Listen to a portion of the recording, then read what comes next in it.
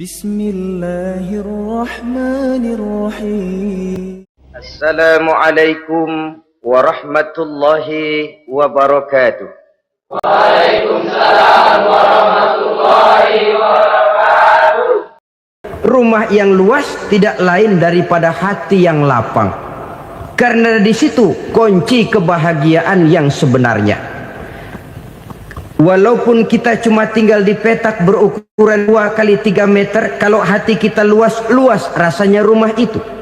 Tapi biar rumah kita halamannya saja puluhan ribu hektar, ada kolam renangnya, kamar tidurnya tidak lagi terhitung.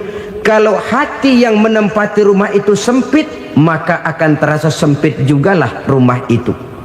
Tempat bergantungnya tidak lain adalah hati. Marilah kita mencoba melihat berbagai pandangan orang tentang bahagia ini. Ada orang menyangka bahwa bahagia itu kalau dia mendapatkan harta yang sebanyak-banyaknya. Siapa yang banyak harta, dialah raja. Apa yang dia mau, seluruhnya bisa dibeli. Keamanannya, dia bisa menyewa petugas. Seluruh fasilitas untuk menyenangkan kehidupannya bisa dibeli. Pendeknya, hartalah segala-galanya dalam kehidupan. Sampai ada pepatah mengatakan, innad darahima fil amakini kulliha taksur rijala mahabatan wa jalala. Sesungguhnya harta, dinar, dirham, uang di mana-mana selalu bikin hebat orang yang memilikinya. Coba lihat, orang yang punya duit sama yang enggak punya duit, jangan gaya hidupnya, gaya jalannya aja lain. Wahia lisanun liman arada fasahatan, wahia silahun liman arada qitala. Uang adalah senjata yang paling ampuh bagi orang yang mau pergi perang, dan lidah yang paling fasih bagi orang yang mau bicara. Kalau bicara dengan lidah macet, cobalah bicara dengan harta, lancar. Sampai ada pepatah demikian, segalanya bisa diatur dengan harta. Maka di kalangan orang yang berpandangan semacam itu, seluruh kegiatan hidupnya hanya terfokus kepada bagaimana mengumpulkan harta yang sebanyak-banyaknya. Tidak peduli halal haram, tidak kenal sore pagi siang dan malam, tidak sempat sujud, jauh dari agama, jauh dari kehidupan yang bersifat ruhaniyah, jauh dari Allah dan sebagainya. Sampai dalam Al-Quran dikelompokkan dalam kelompok yang dinamakan lumazah. Allazi jama'a malahu wa'addadah yahsabu anna malahu akhladah. Mereka mengumpulkan harta sebanyak-banyaknya dan menyangka bahwa harta yang banyak itu dapat mengekalkan hidupnya, mengekalkan kekayaannya, mengekalkan kebahagiaannya. Saudara hadirin yang berbahagia, kalau pandangan hidup ini benar, artinya kalau harta memang merupakan satu-satunya hal yang dapat membuat orang bahagia, tentu di rumah mewah tidak akan pernah ada tangis derita. Tentu di satu tempat di mana fasilitas hidup serba menunjang tidak ada yang namanya penderitaan. Tapi suka dan duka, sedih dan gembira, senyum dan tawa adalah milik setiap orang, baik dia punya harta maupun dia tidak punya harta. Nyatalah bahwa harta semata-mata bukan merupakan jaminan bahwa orang akan bahagia. Walaupun tanpa harta orang sulit untuk bahagia. Saya mau cerita, ada orang super kaya. Namanya Aristotle Onesimus, raja tanker Yunani. Dia punya kapal tanker saja konon sampai 11 banyaknya. Punya perusahaan penerbangan yang disebut Olympic Airlines. Punya hotel di berbagai kota besar di dunia ini, sejak dari New York, London, Paris, Rome dan sebagainya. Bahkan punya pulau yang dia namakan Pulau Scorpio. Ini kan namanya sudah kaya nggak tanggung-tanggung, punya pulau. Nah, dia punya 2 orang anak, yang satu laki-laki namanya Alexander, yang satu perempuan namanya Maria Onesius. Seluruh harapannya tertumpah kepada anak lakinya Alexander ini, yang akan meneruskan usahanya, meneruskan kekayaannya, meneruskan dinastinya. Apa yang terjadi? Ternyata anak yang dia harapkan yang bernama Alexander ini mati muda dalam kecelakaan pada waktu dia olahraga. Apa olahraganya? Namanya olahraga anak orang kaya, golongan jet set. Olahraganya olahraga pesawat terbang. Jatuh, ya nggak kapungut, habis mati. Tinggal satu anak perempuannya, Maria Onesius. Tapi anak perempuan ini juga malah urakan. Terakhir dia pacaran, bahkan kemudian kawin sama orang Rusia. Rupanya Aristotle Onesius ini broken. Kekayaannya yang berlimpah ruah, perusahaannya yang begitu banyak, siapa yang akan meneruskan? Siapa yang akan menggantikan? Sampai kemudian dia mengurung diri di Pulau Scorpio dan mati di sana secara mengenaskan. Seorang multi jutawan, seorang yang super kaya, mati menyendiri di pulau sepi. Ibarat kata pepatah, anak ayam mati di lumbung. Bukan kekurangan makanan, keurugan makanan. Begitu kehidupan Aristotle Onesius. Dan banyak orang-orang yang sudah demikian kaya sampai dibingungkan oleh kekayaannya sendiri. Telusurilah kehidupan David Rockefeller misalnya, Henry Ford misalnya, Adnan Khashoggi misalnya. Multi jutawan yang kadang-kadang dibuat keder oleh kekayaannya sendiri.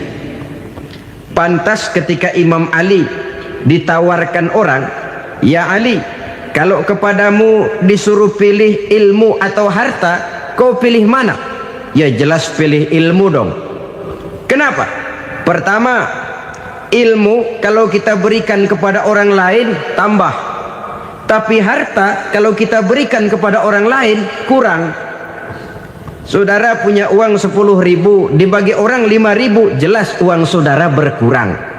Tapi saudara punya ilmu, diberikan kepada orang lain bisa, saudara pun makin mantap. Tidak lantas jadi bodoh karena ngajarin orang. Saudara bisa Fatihah lalu mengajarkan orang Fatihah, orang bisa, saudara pun makin hafal. Tidak lantas setelah diajarin orang ilmunya hilang. Begitu datang dia minta orang, "Tolong ajarin saya Fatihah," udah habis, nggak ada.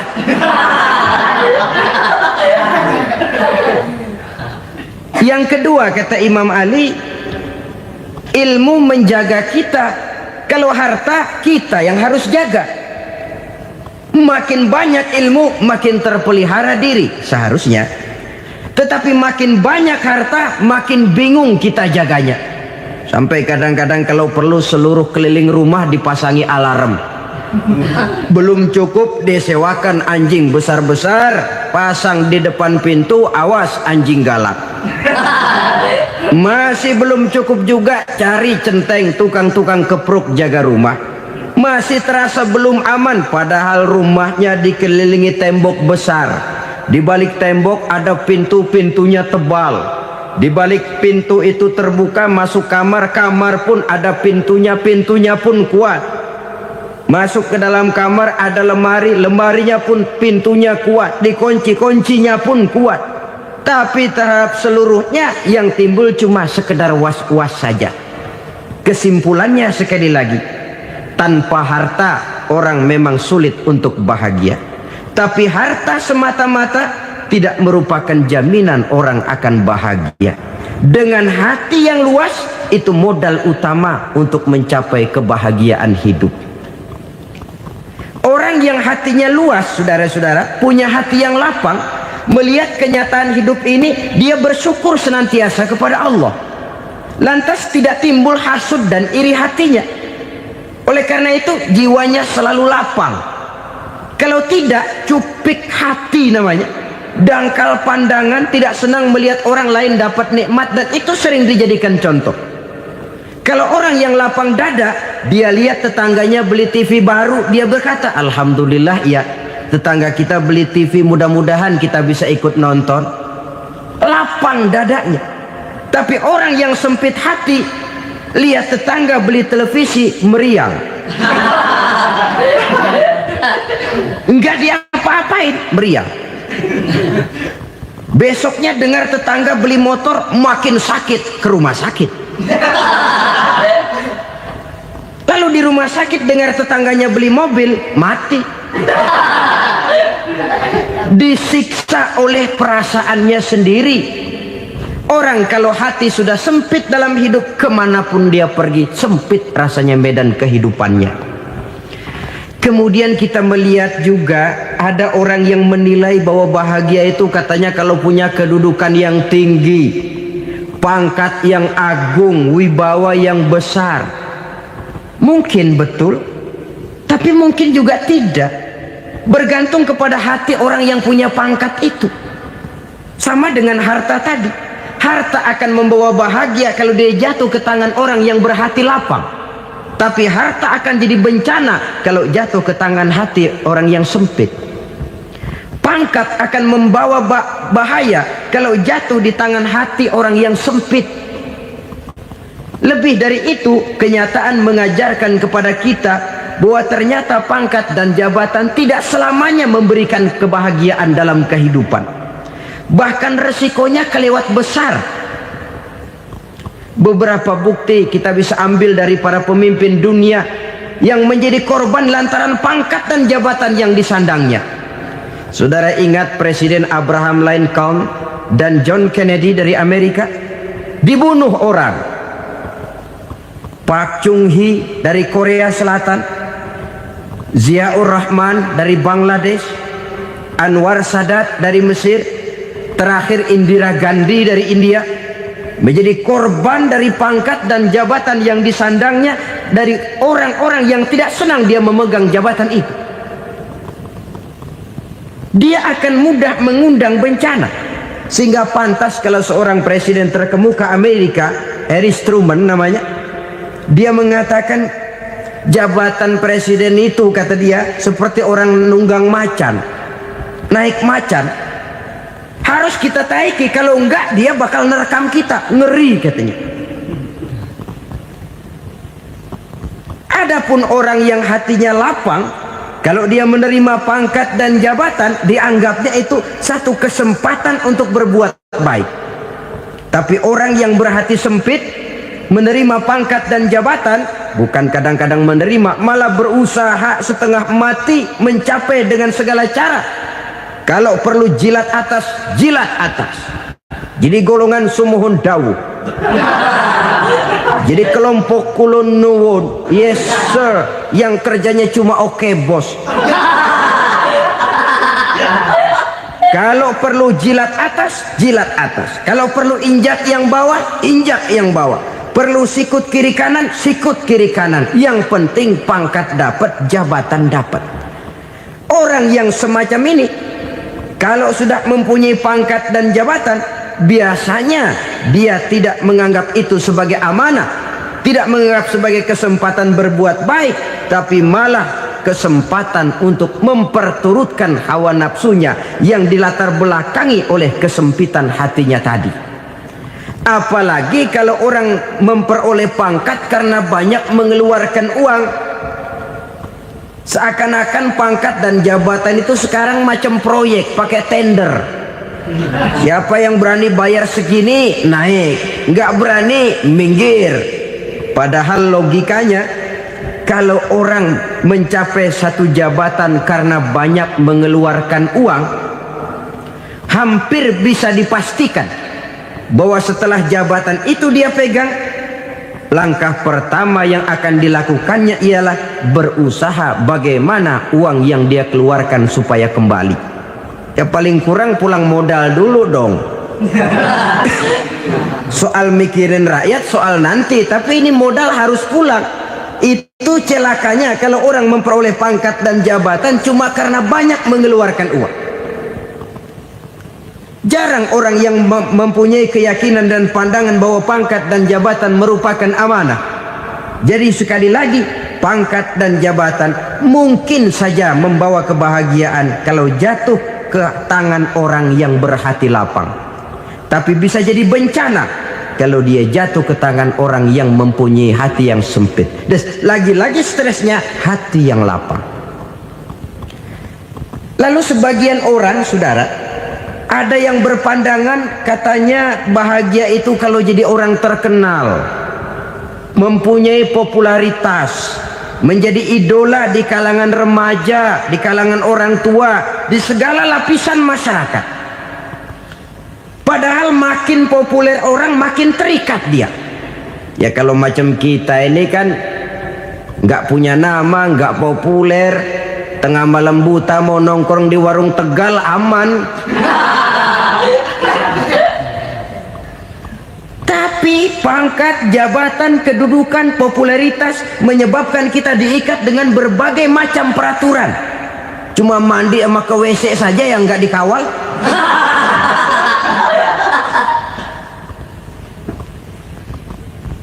Benarkah popularitas, ketenaran membawa kebahagiaan? Mungkin, ya, tapi mungkin juga tidak. Kenapa? Banyak orang-orang populer yang mengakhiri hidupnya secara tragis.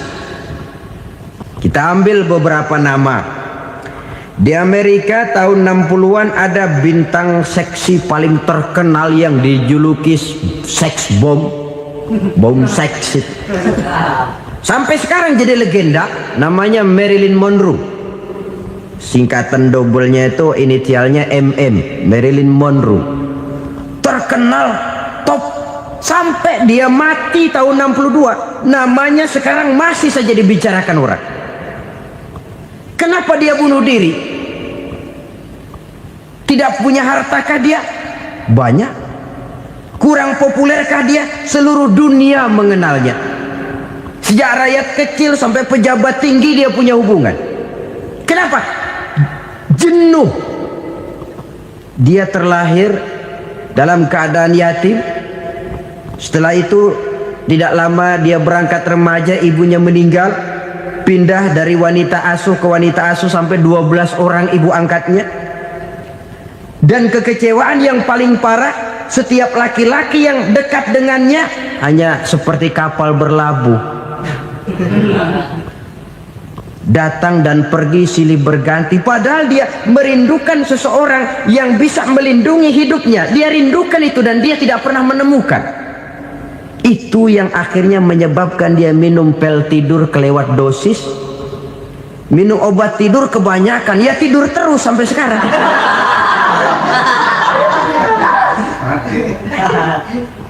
Dia mengakui, saya telah memiliki ketenaran, tapi saya tidak pernah hidup dalam ketenaran itu. Saya pandai main sandiwara, tapi saya ingin hidup dalam alam yang real sebagaimana umumnya orang. Itu yang dia rindukan. Menyusul jejak yang namanya Marilyn Monroe ini, Billie Holiday, saudara kenal tentu, di rumah sakit dirawat. Dia juga minum obat overdosis, mati lagi. Jimi Hendrix minum obat tidur overdosis kelewat batas, mati lagi. Lalu yang menghanyutkan diri di danau, Janis Joplin dan Brian Jones. Ini orang-orang populer, orang-orang terkemuka yang mengakhiri hidup secara tragis, bukan karena tidak terkenal, mungkin karena sudah saking terkenalnya. Contoh paling belakangan, Bruce Lee. Wah, ini tukang-tukang kepruk tentu kenal siapa dia. Sampai sekarang pun tabir kematiannya masih merupakan misteri. Dan yang masih hidup juga menunjukkan gejala yang aneh. Michael Jackson, rumahnya di Beverly Hills itu dijaga sedemikian rupa, dan dia selalu curiga kepada setiap makanan. Harus steril, bersih dari segala macam kimia. Kemana dia pergi, itu tukang-tukang kepruk sudah selalu menjaga dan mengawal. Dan dia seakan takut menunjukkan mukanya yang asli. Hingga kalau tampil ke tengah di luar show, dia kadang memakai pakaian yang tidak menunjukkan dia yang sebenarnya. Takut dikenali orang. Ternyata popularitas sering jadi momok yang meracuni kehidupan manusia. Oleh karena itu, Benarlah junjungan kita pada saat beliau mengajarkan orang akan bahagia kalau dia mempunyai hati yang lapang. Nah, sekarang masalahnya untuk mendapatkan hati yang lapang caranya bagaimana? Kita kembali kepada konsep Quran. Allah mengajarkan, ala inna bidzikrillahi tatmainnul qulub. Ketahuilah bahwa dengan banyak mengingat Allah, hati akan tenang, jiwa akan lapang. Dengan kata lain, dekat dengan agama, merasakan kehadiran Allah dekat dalam hidup. Itu muara pertama untuk mencapai hati yang lapang. Ala inna bizikrillahi tatmainnul qulub. Jangan macam orang sekarang ingin mendapatkan ketenangan lalu tapak di puncak gunung, di gua-gua, di tempat sepi. Iyalah kalau nggak ada ular. Kalau tergigit ular berbisa, ketenangan belum, mati jelas itu. Islam positif untuk mendapatkan ketenangan. Ala inna bizikrillahi tatmainnul qulubi. Bahwa ketahuilah bahwa dengan banyak mengingat Allah, hati akan tenang, jiwa akan lapang, nuansa pikiran akan luas. Karena yang namanya bahagia ada dimanapun manusia berada. Di kampung ada bahagia, di kota ada bahagia, di ngarai, di lembah, di gunung, di hutan, di lautan, di angkasa luar, dimanapun bahagia itu ada kalau kita bermodalkan hati yang lapang ini. Dan hati akan lapang kalau kita dekat dengan agama.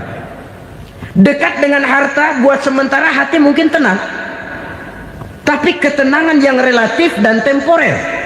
Apalagi orang tiap kali tambah harta, tiap kali tambah rencana. Itu wajar.